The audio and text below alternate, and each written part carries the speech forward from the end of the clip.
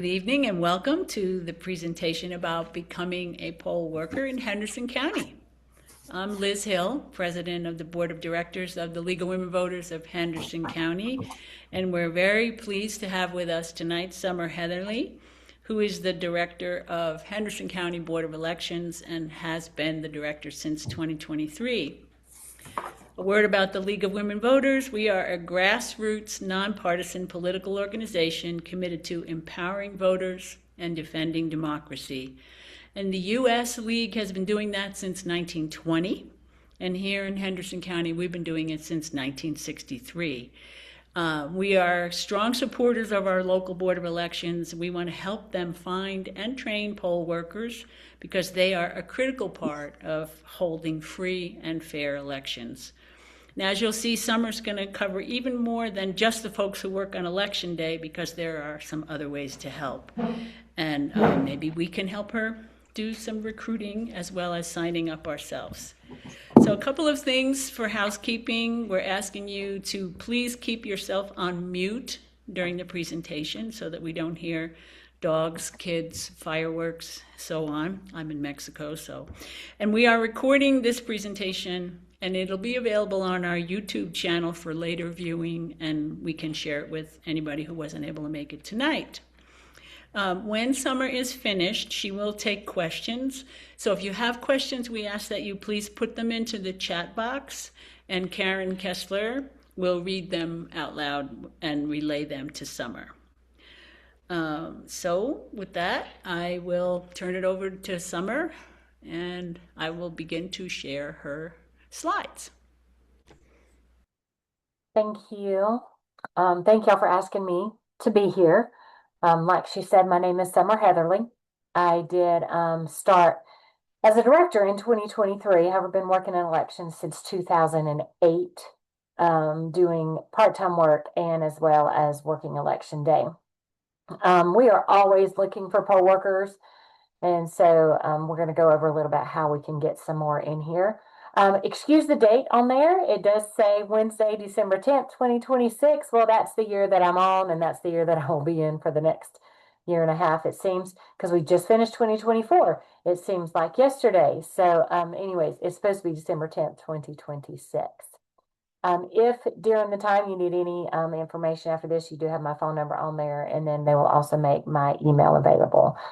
So the first slide is just going to go over a little bit of what, when I talk, I have a tendency to say the abbreviations instead of saying the words. So just in case when I talk about early voting, it is EV. Early voting used to be known as One Stop. They changed that back in 2024. Now it is EV for early voting, ED for election day, Chief Judge, which is CJ. We have one at each polling location on election day. And then we have J, which is judge, 2 per precinct. Next slide. We appoint election day officials and early voting officials. Of course, I don't have that information on here, but it's the same way as it is for election day. Something new that they changed, so we're in the process of trying to learn how that goes. But election day officials are appointed on the Tuesday following the third Monday in August. It would have been easier if they'd have said the third Tuesday, but that is not how it works. There is one person for chief judge, so each party gets to nominate one person for chief judge, and then they get to nominate 2 for judge. So we have 6 per precinct that we get to choose from to nominate. The appointment, when they appoint them, when my board appoints them, it is for a 2-year term. However, since they changed our municipal elections to even years, now it will only be for 2026. So even though you're appointed in 2025, we didn't have an election 25, it'll only be for 26 because we do not have an election 27. So therefore, by 2028, they will appoint again. Both parties will submit the names. I will give suggestions to the board members of who has been a chief judge in the past that the names have been submitted, so maybe they can pull from that list too. It does help us if the chief judge has had some experience in the election cycle versus just being thrown in as chief judge. And we'll go over a little bit of what a chief judge is responsible for. There's no more than one judge in each precinct that should be the same party as the chief judge. So if the chief judge is a Democrat, then there can only be one judge that's a Democrat. If the chief judge is a Republican, only one judge can be a Republican. We can't be all three of the same party. So as it says, the election day officials, chief judge, judges, and assistants must be registered voters and residents of the county. Now, what the law actually states is that they need to be in the election day site, so in your precinct. However, we realize that people need to work outside of their precinct just because we have too many in that precinct. So the law lets us allow that, which is great. Chief judge and judges, along with assistants, must also be of good repute, good moral character, and able to read and write. We also ask that they're able to do a computer. Just because I like to cross-train everybody on everything, just in case someone don't show up for election day. As many of you know that have worked for us for election day, some people just don't show up. And so you're stuck with having to do everything. But if I cross-train you on everything, they always handle it like a pro. You cannot hold any elective office, be a candidate for nomination of the election. And when it says hold any office in a state, congressional district, county, or precinct, that also means precinct chair. So if you are a precinct chair of your precinct, you will not be able to work for us until you resign that position. When you resign that position, we just need a letter stating that you have resigned it, and then you can work for election day.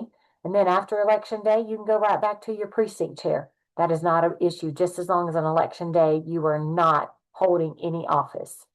You can also not be a near relative of a candidate on the ballot. We have had some where the daughters have had to work where the dads have been on the ballot, or actually we've had some where the daughters have ran and the dad wanted to work. And so you cannot be a near relative. It doesn't matter if you live in the same house or not.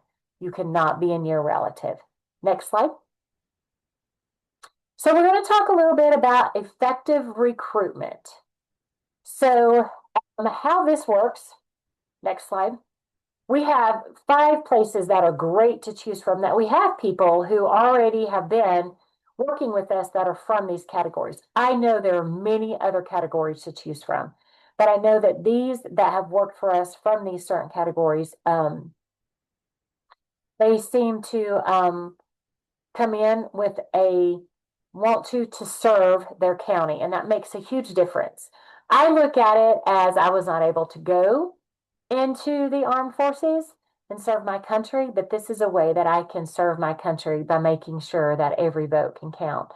Retired teachers, they've used some form of technology, great at following instructions, and great at training process, because not only have they had to train, but they've also had to be trained themselves. Retired military, veterans, they've used some form of technology. They're great at keeping order, because they had to be in such strict rules, so they know how to do that, and great at following instructions. Retired plant workers. Now, I know here in our area, we've lost a lot of plants over the past few years, but retired plant workers, they've had to use some form of technology. They're great at having to work with others long shifts, because they've had to work with people for 12 hours or more every day. So they're great at doing that and following instructions. Retired first responders, they are tired, I am sure, but we also know that they're great at keeping order. They're great at following instructions, because they have to be very rigid in their job as well.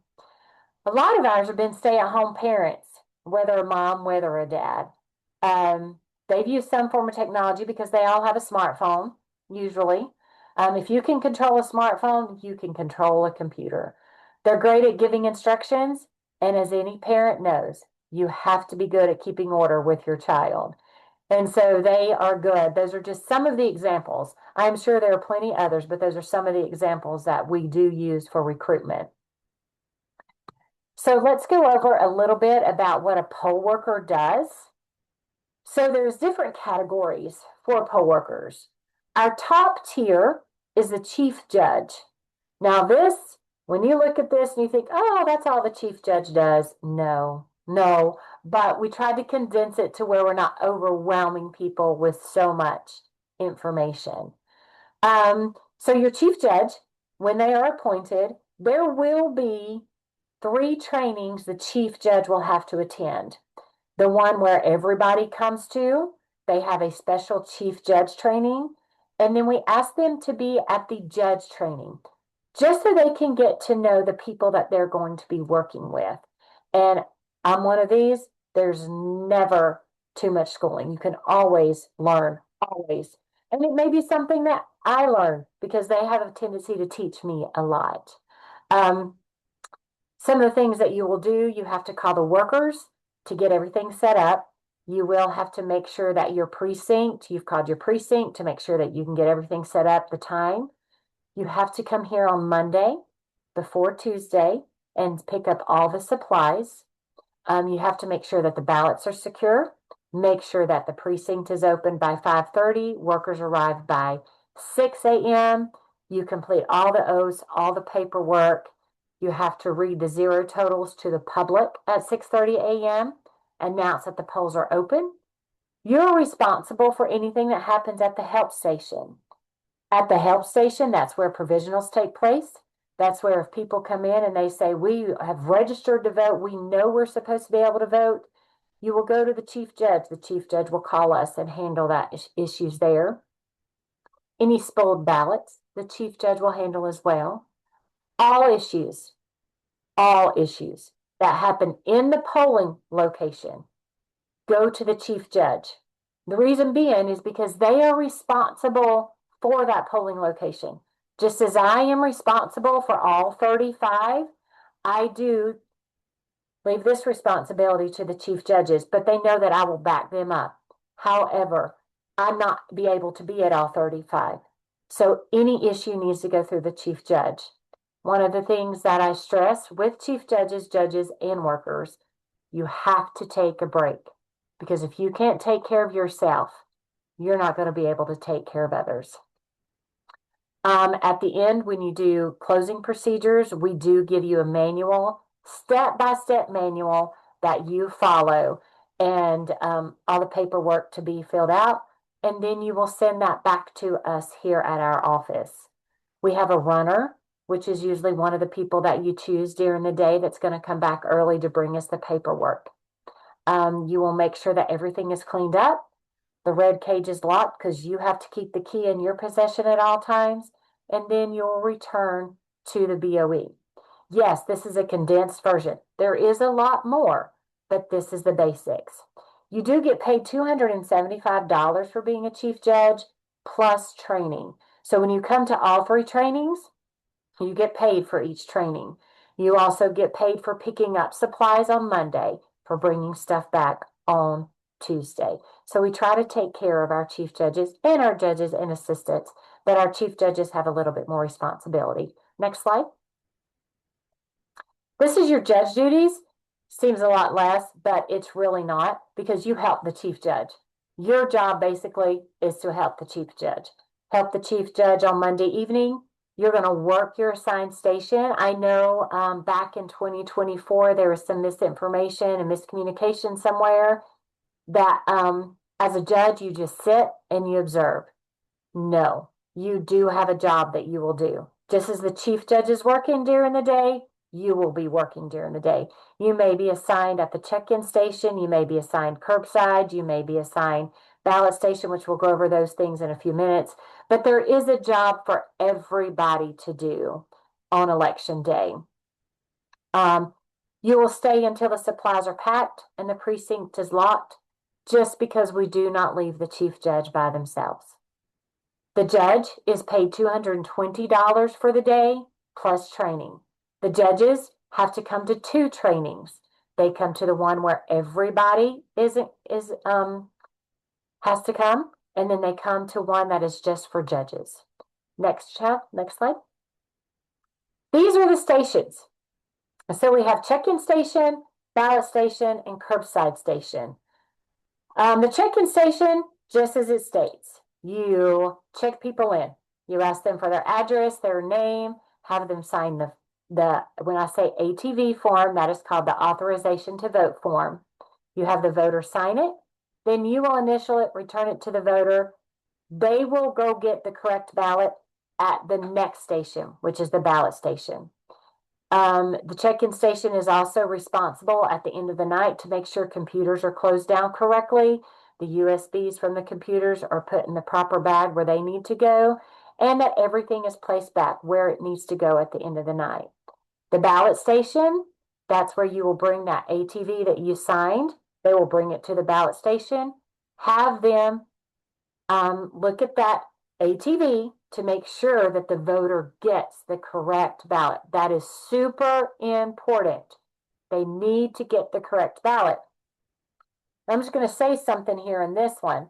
So in the primary coming up, we'll have different ballot styles because we have the Democrat, the Republican, the 113, the 117. We have the Green, we have the Libertarian. In the general, we have municipals. So that adds to our ballot style. So we have to make sure that the voter gets the correct ballot. So that is very, very important. That is probably one of the most important jobs. If someone comes in, I'm going to take the Hendersonville municipality, for instance. Someone comes in, they do not live in the Hendersonville municipality, but they live in Henderson County. You give them the wrong ballot, then that person is going to vote a contest that they are not supposed to be voting. So we have to make sure that that is correct. Curbside, that is basically you're going to the vehicle outside. People will sign an oath that says that they are physically unable to come in to the voting enclosure. Once they have signed that oath, then you will get their information, bring it inside to the check-in station. They will give you the information. You will go to the ballot station to get the correct ballot. Then you will go back outside to the voter, stand at their vehicle at the end or at the back or the front, and you will wait for them to vote. Then you will bring that ballot in. Then you will tell the voter that your ballot has been placed in the tabulator, and they will go on. At the end of the night, you will help clean up. Bring in the bales, the curbside bale, pack it up, put everything in the red cage. Again, these are 3 stations that we have at each site. If they are just an assistant, if you are not there as a judge, the assistant gets $200 plus training. So they have one training that they must attend, and they get $200. A lot of the times, our students are the one at the check-in stations just because they do technology on a daily basis. Next slide. So we have the tabulator monitor and the floor monitor. Tabulator monitor, when I say tabulator, that is where, if you've ever come to vote in the past, that is where you slide your ballot in before you go out the door. So basically, someone is standing there to make sure that the ballot does go in correctly and usually gives you a sticker to tell you thank you for coming to vote. At the end of the night, they will help the chief judge clean up and they will know where the tabulator needs to go. The floor monitor, you can be a greeter. You can be directing people to the booth so that they will know where they need to go. We make sure that the polling location is clean at all times. Means it's clean from political material, because that political material needs to be in. Make sure that there's pens available. Just, to keep them clean. I know when we did COVID, we had them wiped down after every one. We do go now and wipe down periodically still. That is still something that I stress. I am a firm believer in being clean. You can send voters to the DS200. There's different things that the floor monitors do. And then at the end of the night, they will help clean up. Next.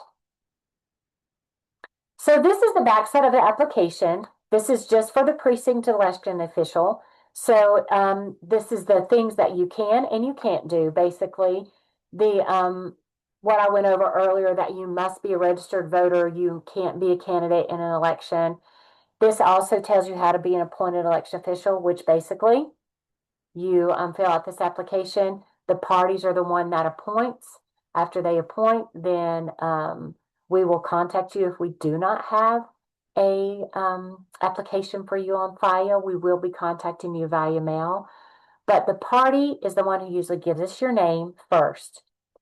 After those appointments, we go through and look at the applications that have come in that weren't appointed, because we've never, ever in the history of me working here had enough people appointed to fill a precinct for an election day. We usually use primary. This one that's coming up, there may be anywhere from 5 to 10 workers. And usually for the big ones, so like in the general presidential, we usually use 12 per precinct. So it can, we have to use a lot of people. I will tell you that people do, we've never had, let me put it this way, we've never had an issue with Henderson County not coming through for us. People have always made sure that they have an application in for us, and we appreciate the work that, like the League of Women Voters, do to get the word out there. So we always make sure that we have these applications on file, and we normally contact everybody we get, and it fills our precincts. Again, what training is required? Like I said, Chief Judges does 3, Judges 2, Assistants 1. This application, if you want to reach out to me via email, there is an email on here that you can reach out to, and I will send it to you. And then you can come by our office. Election day checklist, just something to throw out there. We do ask that you wear comfortable clothing because you are there all day. Smoking is not permitting in the polling locations. Political buttons, political agenda, political anything has to be left at home, because when we are working, we are non-partisan. We do not belong to a party. I will tell you, one of the things in the 2024 election that I loved with all of my precincts was everybody became a family. We became a team, because that's what we were. It didn't matter what our party was. We were a team. And that's the way that we want everybody to feel that comes in to vote. We don't want them to feel that there is any difference in us. They don't need to know what party we are. They need to know we're there for the voter, and that's it. So that is what the back side of the application looks like. And then the front side, which is what you would fill out, is just that information there that we need. You are required to work from 5:45 a.m. to at least 8:30 p.m. on election day. That is a long day. That is a very long day, but you are doing a service to your county and your country to be able to handle that day. You do get breaks. Don't worry. You don't just have to sit there from 5:45 until 8:30. You do get breaks during the day. We do ask if you know how to do computers to please let us know that information as well. Next slide. So this is our student poll workers. We are always looking for student poll workers. We have a great superintendent who has been working with us to make sure that we get students that we need, but some students just don't ever get reached. So I welcome all students. It could be homeschool. It could be to, the Blue Ridge College here, the one that they do here at Blue Ridge, because sometimes they don't get reached. So I'm welcoming any student. So when I say student poll worker, it don't necessarily have to be just the public schools. Next slide. This is what we send out to the schools to tell them to come be a part of American history. Each election is history. Each election determines the course of our country. They do make $215, and it's tax-free for our students because they usually only work the one day. People who work early voting and election day, it's a little different, but they work one day. Those are some of the things that they do: greet voters, check in, hand out ballots, directing voters, the things that I went over earlier. They do get breaks during the day, just like everybody else. And training, one of the things that we do for our students, we go to where they are. We have found that the students are more comfortable in their atmosphere. And so we go to them and we train them. Aaron, who is our elections administrator, he gets the computers together and a printer, and we go to where that student is to make them feel more comfortable. We have had in the last election in 2024, we had around 60 students, which is great. We would love to have around 105. That would give us 3 per precinct. So that's our goal that we're working towards with students.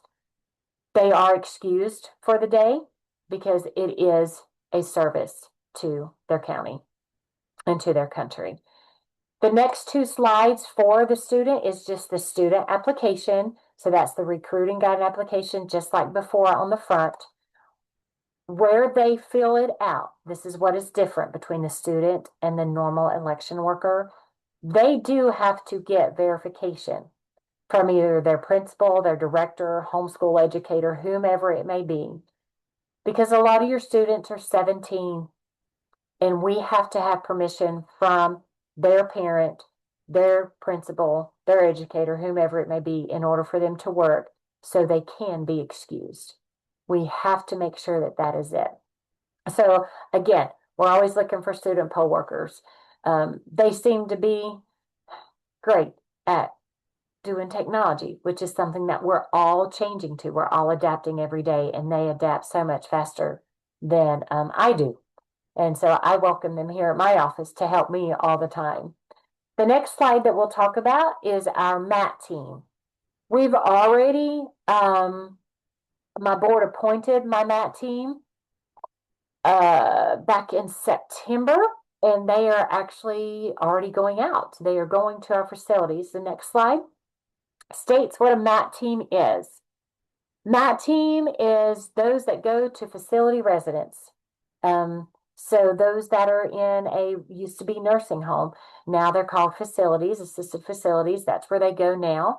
And they will go in and they will help these voters with their registrations, with requests, and with ballots. When I say ballots, they do not literally fill them out. They just witness them filling them out and put it on the ballot. They do not go to the residents' rooms. The residents have to come to a common area. So right here is, so when the residents, if they have requested us, they have to have a place for us to come to so all the residents can come to us. You do get paid for being on the MAT team. That is $13 an hour. Term is for 2 years. Once you're appointed again, you will stay until 2027, 2025 to 2027. Again, we only have elections in 2026. You are trained here at the office the morning before your first visit. So it's really fast. But you are trained and you do have a certificate. You have an official certificate. I sign it and you get a copy. And we also keep a copy here in our office in case we need the state to look at them. The visit length for these facilities, the first visit is anywhere from 1 to 3 hours, depending on how many come. Today, we had a facility that had 13 residents that showed up, and it took us 2.5 hours. So 1 to 3 hours, depending on how many show up. We do 2 facilities per day. We usually do 10 in the morning, and we do at 1 in the afternoon, because that gives them time to get their breakfast, get their lunch, and we usually catch them before they take their nap and before they come to supper. The second visit, 30 minutes to 2 hours. We haven't had to do a second visit in the past couple elections. Now that the law states that if they are needing help due to disability, anybody can help them. That law changed in 2022. And so now anybody can help if it's due to a disability. However, we are still letting them know we will come out and help them if they're needed to. This year, we went and visited our first facilities December 2nd through the 18th. Like I said, we've already started. Second visits, if they decide we need to go back, it'll be January the 21st through February the 4th. And the reason why there's such a big gap, because we cannot start sending out ballots until the 12th of January. The next slide after that the next two slides is the back, of course, of what the team is, what I just went over. Again, no political anything. You can't smoke. Of course, these facilities don't allow smoking anyways, and wear comfortable clothing because we want you to be comfortable. The last slide is just the application, what you'd fill out. And we keep these on file. We're always asking for MAT team workers because even though you're appointed now, we have had some that have actually already backed out from when we appointed them because they're not able to work in the primary. And so we'll be working to find more for the general. So we keep them on file. You're more than welcome to fill them out and send them to us. And if anytime you need anything, like I said, my email is on each one of these, and you're more than welcome to email me. And all right, questions? Thank you. I don't have any in the chat yet, Summer, but you gave the hours for election day. Can you explain the hours for working during early voting? Because that's a little bit different. Okay, sure. Early voting is, so of course, we're open from 8 a.m. till 7:30 p.m. And so we have two shifts, 7:30 a.m. to 2 p.m. or 1:30 p.m. to 8 p.m. And that is 14 days. So we usually take a Saturday off in between, and we're not open on Sundays. But we usually take one Saturday off so that the workers can get a full weekend.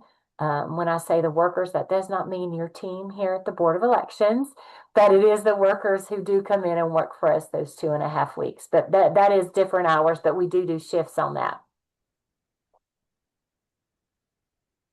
Hey, if anybody else has questions, and there's one in the chat. Okay. There's one. They're asking if you would please give your email address since it was a little bit small on the slides.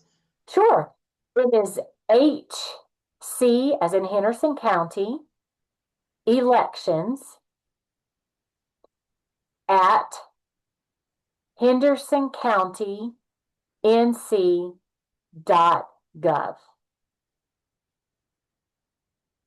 That way, everything elections related goes into one email, and we can keep everything. Now, I know on the email, it states for you to email it back to the BOE temp on the application.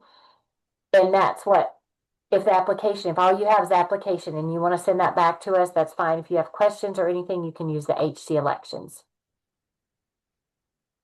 And I'm going to pick up some of the brochures from Summer tomorrow, and I will have them at the holiday party. So you can also pick up some there if you'd like.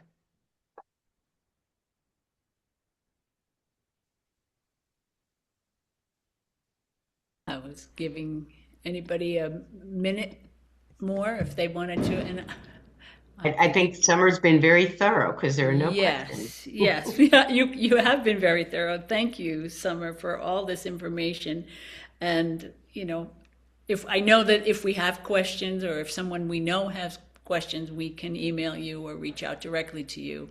That's one of the things that I've been so impressed with myself is how accessible this Board of Elections is if anybody has questions. So again, this will be uploaded to our YouTube channel and we can share the link. I have another question in there. Yeah, so we've got a couple more questions just came in. What is the time frame for submitting an application to work? Anytime. So we take them up until the week before Election Day. So because we have people who on the Monday before Election Day will say we can't work. And so we're going back to our pile and we're pulling. So we take them up until Election Day. The primary for this one is March the 3rd, 2026. And then we'll still take them because we've got November coming up. So if you can't work the primary, but you still want to put an application in, we'll take it in the general. And can you give the primary dates for early voting too, in case people are interested in helping with that? Sure. February the 12th. It starts on Thursday, February the 12th, and it runs through February the 28th. We are open the first Saturday and the last Saturday only, so the 14th and the 28th. There's also a question about sending out the slides to all the attendees at the meeting. Sure. Yeah, Yeah, as long as it's okay with Summer, it is. we can do that. As Okay. long as they don't mind the 2026 being on the first line. And then another question about whether or not you can work just early voting and not election day. Yes, ma'am, you sure can. That is not a problem. We have a lot that do that.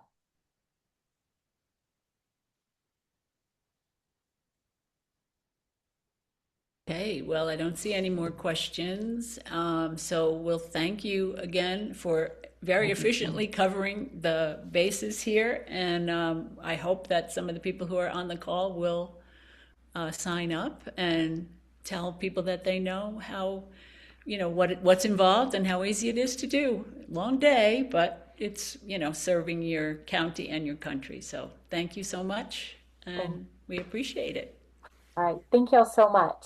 Thank you.